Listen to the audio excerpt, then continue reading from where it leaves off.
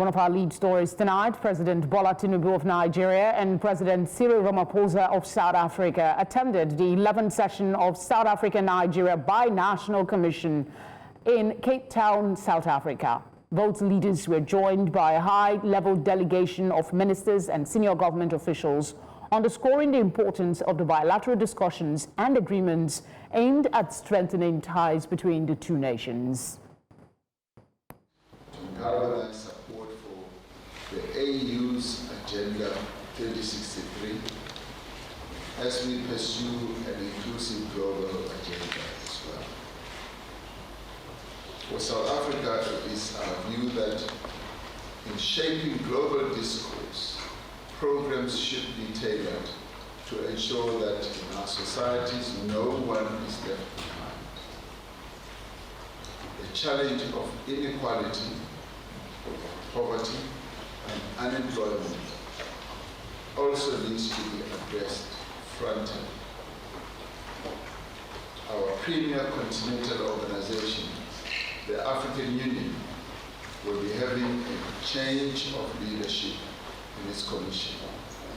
As we approach the elections of the chairperson, the deputy chairperson, and commissioners at our summit early in the new year, we should emphasize the need for cohesion, unity, as well as a sense of purpose. I'm very happy to share with you the joy of freedom and democracy. Because for us, historic responsibility that has been discharged with pride and determination. As was expected, our effort put Nigeria on collision course with some powerful countries, but nevertheless, we were proud to be our brother's keeper, and that South Africa is our serious brother in such a critical time. To discuss this, we're joined by a financial and public policy expert, Nick Agule.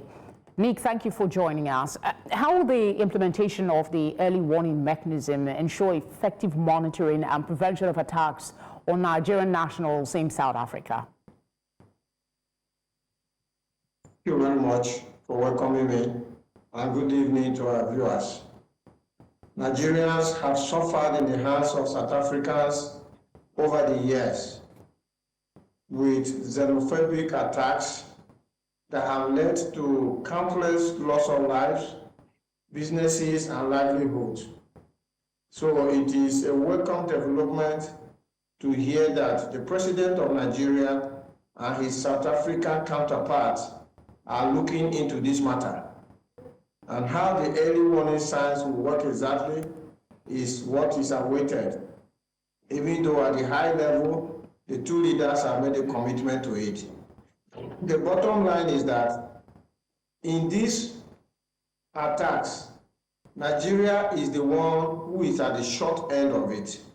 I cannot remember of any widespread incident in Nigeria where Nigerians are up in arms attacking South Africans. But it is a common thing to hear how South Africans attack Nigerians. If I should take the mind of our viewers back, there was a time that it became so bad that APs, Mr. Onyema of AP sent aircraft down to South Africa to go and lift Nigerians out of South Africa. So for me, saying that you have established an early warning mechanism is not enough. Nigeria needs to tell South Africa that the lives of her citizens matter, and that we are not going to be tolerant of any nation that allows their citizens to attack Nigerians. This thing must be a diplomatic matter. It has got to a stage where Nigeria must show anger at what South Africans are doing to our nationals in South Africa.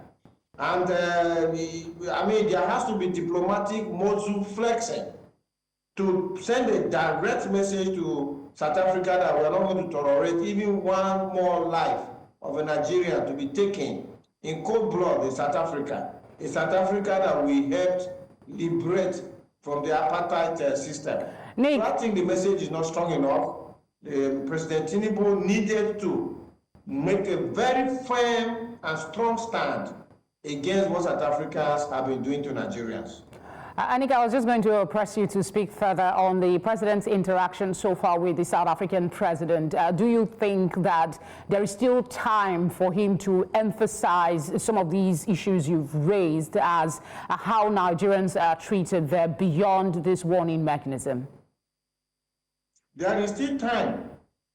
If it is not within this window of the Nigeria-South Africa Binational Commission meeting, the 11th meeting they have had now, there are all other opportunities for Nigeria to make this position very strong.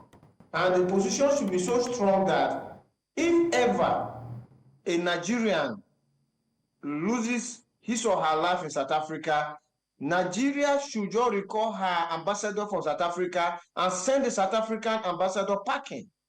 I don't think there's any nation in the world that watches her citizens, murdered in cold blood, and what you respond with is an early warning sign without entering into a diplomatic row. You see what the government of Israel is doing, even though they are going over the top, but you see the kind of response that the government gives, to Hamas attacking Israeli citizens. Go and attack an American in South Africa and see what America will do. So for me, we've lost so many lives, and it's not just in South Africa. There are other nations like Ghana here, Ghana that we were also helping the other day. They are doing all sorts of kind of things to Nigerians. And the government must back her citizens anywhere. Government must be there for her citizens. Nick, I'm trying to narrow it down. If you can hear me, Nick, I'm trying to interject to narrow it down to what is going on in South Africa at the moment. I'm asking, do you think there is still a window for Nigeria's president to press on issues that are more imperative in terms of treatment of Nigerian citizens specifically? Yeah, of course. Like I said, there is a window.